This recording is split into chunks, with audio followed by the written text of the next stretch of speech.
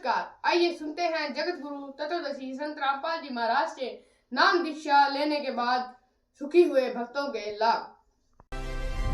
Sir नमस्कार। नमस्कार। Sir क्या नाम है आपका? मुकेश दास। सर कहाँ से आए हैं आप? मालाखेड़ा, जिला अलवर, राजस्थान से। सर क्या काम करते हैं आप?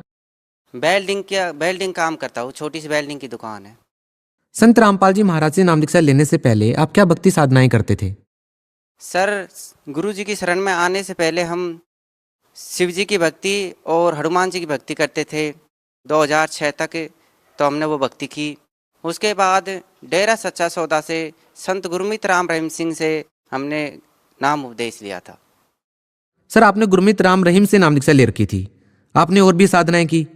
उन सभी साधनाओं के करने से आपको क्या लाभ मिला? भगत जी, लाभ तो कुछ नहीं हुआ, हानि भी कुछ ना हुई। पर हम ये सोचते थे कि इनका लाभ तो हमें ऊपर मिलेगा, बाद में यहाँ से जाने के बाद मिलेगा, तो इसलिए लाभ हानि का तो कुछ पता नहीं। तो फिर संत रामपाल जी महाराज की शरण में कैसे आए आप? गुरु जी की शरण में इस तरह आए हम कि एक जो वहाँ से जो धन सतगुरु के जो जाते थे वो भी वहाँ चले गए, उन्होंने बताया।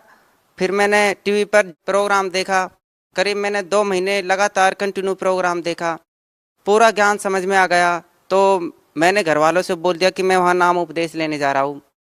मैं वहाँ चला गया, मेरी दुकान पे एक काम करता, उसको साथ में लेके हम दोनों चले गए। उसको तो मैं साथ में खाली उसके लिए ले गया कि थोड़ी जानकारी की रास्ते के लिए। उसके बाद मैंने वहाँ पर देखा, वो नियम देखे, तो मैंने सोचा कि ये नियम मैं नहीं निभा पाऊँगा, क्योंकि अगले महीने जो मेरा लड़का था उसके जो बाल है जो उतरवा के, पहले बाल है जो देवी के चढ़ाए जाते हैं, तो वो अगले महीना को प्रोग्राम था। तो वहाँ पर देखा कि ये नियम कि बाल नहीं चढ़ाने, तो मैं वहाँ से बगैर नाम लिए वापस आ गया था। सर क्या क्या नियम थे वहां पर? वहाँ पे नियम थे, दारू, हुक्का, शराब, मीठ ये सेवन करना तो दूर, किसी को घिताना भी नहीं, और आन उपासना नहीं करनी, कोई भी देवी देवता का प्रसाद वगैरह नहीं करना, सिर्फ पूर्ण परमात्मा की भक्ति करनी है। सर आपको कौन सा नियम अच्छा नहीं लगा उनमें से? भगत जी, नियम तो अगर देखे जाए तो सभी अच्छे थे, पर वैसे समाज के, जिस समाज में हम रह रहे हैं उसके हिसाब से वो उन पर चलना थोड़ा कठिन लग रहा था कि समाज में एकदम से इस चेंज करेंगे तो वो क्या कहेंगे, किस तरह से हमारा वो करेंगे ये। फिर आपने क्या फैसला लिया? फिर मैं वापस आ गया था बगैर नाम लिए। पर मैंने गुरुजी का प्रोग्राम देखना बंद नहीं किया था। और एक रात जब मैं प्रोग्राम देख रहा था 9 बजे, तो गुरुजी का प्रोग्राम आ रहा था, उसमें गुरुजी ने बताया कि बहुना नाम जन्मा नाम अंते ज्ञानवान माम प्रवृत्ते, कि बहुत बहुत जन्मों के बाद तो कोई ज्ञानी पुरुष ब्रह्म साधना करता है, और वासुदेव सरमति स महात्मा स दुर्लभ, यानी कि पूर्ण परमात्मा को बताने वाला संत तो बहुत ही दुर्लभ है। तो ऐसा विचार करके मेरे को बिल्कुल रोना आ गया कि अगर अब भी नहीं मैं चेता, और अगर 1 महीने बाद मेरे बच्चे का जो वो बाल उतरवाने, उसके बाद इसके बीच अगर मेरे को मौत आ गई तो मेरा क्या होगा। ऐसा विचार करके मैंने घर वालों से कह दिया कि आप कुछ ही करना, कहीं पे बाल उतरवाना, मैं तो गुरु जी के नाम लेने जा रहा हूँ। फिर मैं चला गया, नाम लेके आ गया। फिर घर वाले भी पुकारने लग गए कि आपके बगैर कैसे हो गए काम। फिर मैंने उनको पैसे दे दिए कि आप कर आओ, मैं नहीं जाऊंगा, तो वो सारा काम कर आए। सर संत रामपाल जी महाराज से नाम दीक्षा लेने के बाद आपको क्या क्या लाभ हुए? सर, लाभ तो बहुत मिले थे, पर जो मेन लाभ है हमें सही ज्ञान हो गया कि भक्ति किसकी करनी चाहिए और सही भक्ति कौन सी है, ये हमें जानकारी हुई जो कि किसी ने नहीं बताई। सर इस बात को कैसे समझे भगत समाज कि सही भक्ति विधि कौन बता रहा है? हजारों धर्मगुरु हिंदुस्तान में। तो इसके लिए हमें किसी के कहने, किसी भी गुरु के या हमारे गुरु के कहने मात्र से हमें नहीं जानना चाहिए कि वो सही बता रहे। उनसे प्रमाण पूछो, तो उन्होंने हमें प्रमाण बताए कि गीता में पितृ पूजा और ये जो व्रत उपवास ये मना किया हुआ है, जो कि हमारे समाज में प्रचलित है। तो हम किस तरह गीता अनुसार साधना नहीं कर रहे। और परम मतलब भगवान कौन है, परमात्मा कौन है, ये भी बताया है।